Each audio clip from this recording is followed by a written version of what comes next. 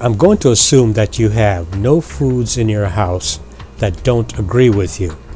Having said that, I think making an omelet is perhaps one of the most creative things you can ever do, because you can use anything for a filler, and quite literally, I mean that. Today, for example, I'm going to show you how I made an omelet using raw broccoli, raw cabbage, and of course what I did was I chopped it up really fine because it's raw, you know, and it's going to cook.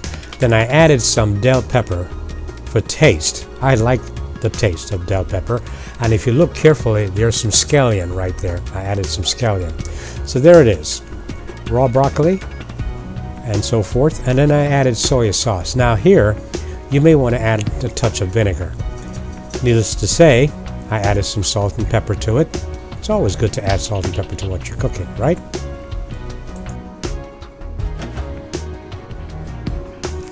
In my opinion, you should never make an omelet with less than 2 eggs.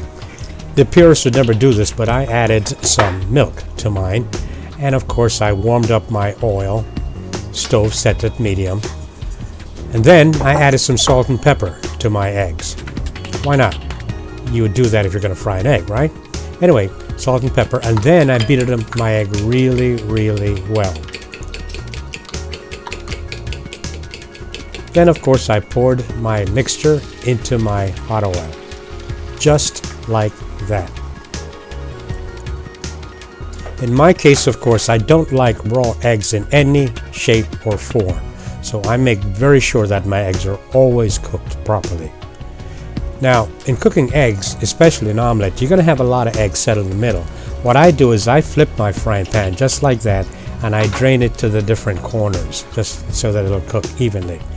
Here's the hardest part about making an omelet: flipping the egg. I think it's the hardest part.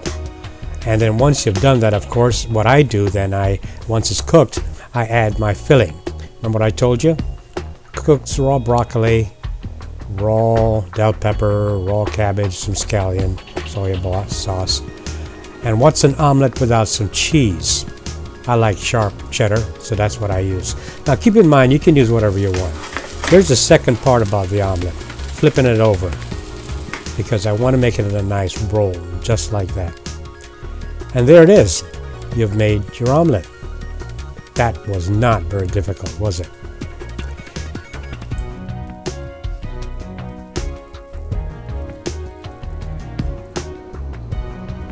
Of course, you eat your omelet any way you want to. In my case, I like toast and I like apples. So I had breakfast, toast, apples, and some Jamaican Blue Mountain coffee.